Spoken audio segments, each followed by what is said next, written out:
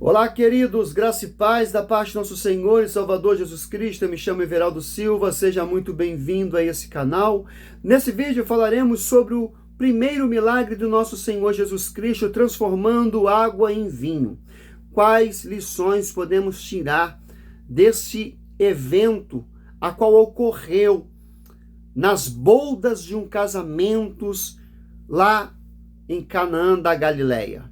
Se você não é inscrito no canal, aproveite esse momento se inscrevendo, dando aquele joinha, compartilhando, para que as vidas sejam alcançadas e edificadas pela palavra do nosso Senhor Jesus.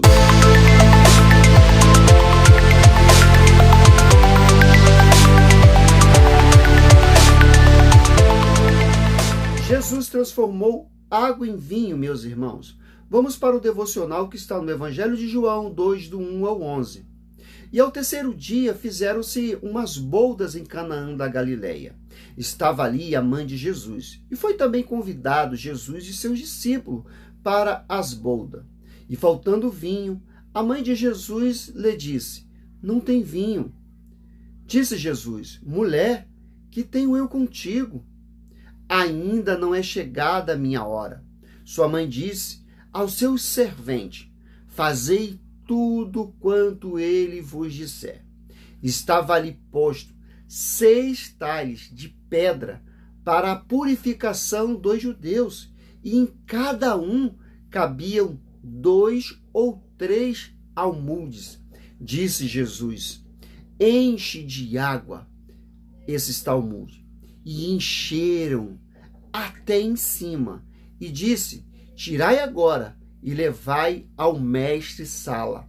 E levaram. E logo que o mestre-sala provou a água feita de vinho, não sabendo de onde viera, se bem que o sabia os serventes que tinha tirado a água, chamou o mestre-sala ao esposo e disse-lhe: "Todo homem põe primeiro o vinho bom, e quando já tem bebido bem, então o inferior, mas tu guardaste até agora o bom vinho." Jesus precipitou assim os sinais em Canaã da Galileia e manifestou a sua glória, e seus discípulos creram nele. João 2, 1 a 11. Jesus transformando água em vinho. O Evangelho de João retrata apenas 7 milagres de Jesus. Os milagres apontavam para a pessoa de Cristo e a sua obra. Jesus só usava seu poder quando era necessário, meus irmãos. Esse texto nos fala que Jesus foi a uma festa de casamento na cidade de Canaã da Galileia, que ficava a cerca de 10 km a 12 km ao norte de Nazaré. Não sabemos quem era ou de quem era a festa. Talvez fosse de um parente da família de Jesus ou de um amigo da família. Jesus já tinha iniciado o seu ministério, mas não temos, ou seja, o relato de que ele já havia realizado algum outro milagre.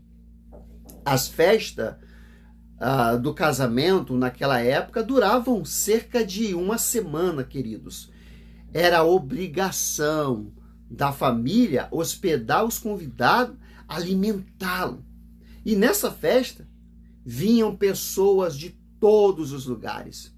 No versículo 3, somos informados de que o vinho da festa havia acabado. O vinho fazia parte de uma cultura hebraica e era essencial nas festas. No versículo 4, Jesus chamou Maria usando a expressão mulher. Ao contrário de alguns pensam que foi um modo desrespeitoso utilizado por Jesus, dirigir assim com essas palavras. Era um hábito naquela cultura.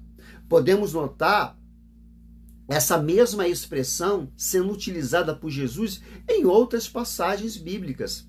Disse-lhe Jesus: "Mulher, crer que a hora vem em que venha neste monte, nem em Jerusalém adorarei ao Pai. Lá em João 4, versículo 21. E endireitando-se Jesus e não vendo ninguém mais, do que a mulher, disse-lhe: mulher, onde estão os teus acusadores? Ninguém as condenou. João 8:10. Veja a expressão mulher. Ainda no versículo 4, Jesus diz que sua hora ainda não havia chegado. Geralmente, a hora de Jesus se refere ao tempo de seu sofrimento e morte. Aqui Jesus está afirmando que Maria, devemos determinar, ou seja, uma agenda do seu ministério terreno. Mais ou menos isso. No versículo 5, podemos notar, ou seja, a confiança de Maria a respeito de Jesus e a obediência demonstrada por ela.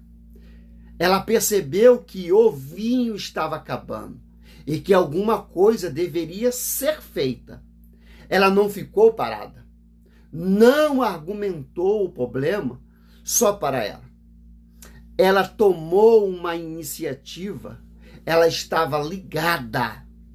Essa é uma lição para nós, meus irmãos, pois devemos estar sempre ligados. No versículo 6, sabemos que havia 6 potes de pedra, como uma capacidade acumulada, ou seja, de um armazenamento aproximadamente de 600 litros. No versículo 7, Jesus ordena que os serviçais encham esses potes com água. E assim o fizeram. Aquela ordem parecia absurda, não? Eles poderiam ter questionado, dizendo: nós não estamos precisando de água. O que está faltando aqui é o vinho.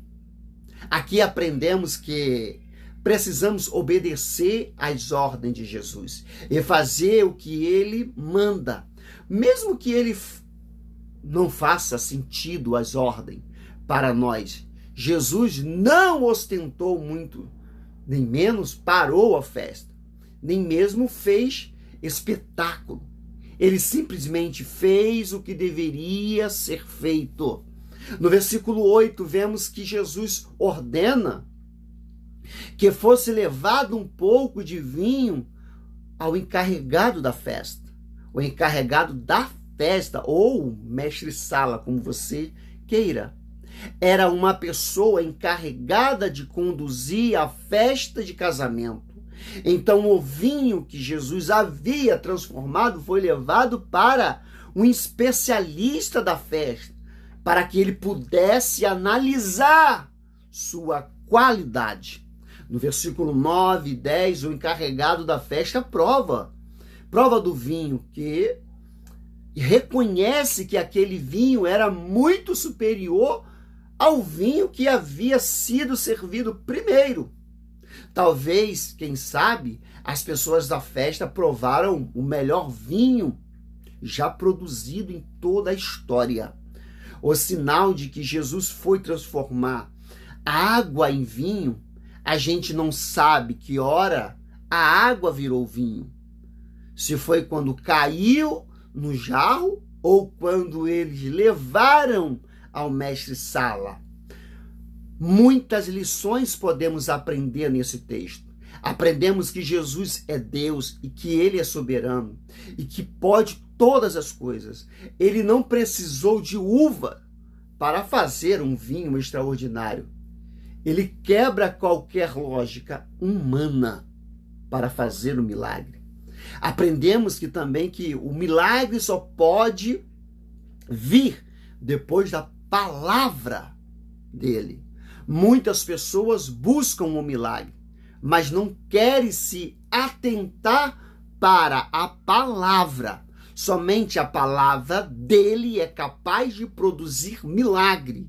Muitas pessoas contam seus milagres. Sinceramente, não somos obrigados a crer neles, mas nos milagres descritos na palavra de Deus, inevitavelmente devemos crer.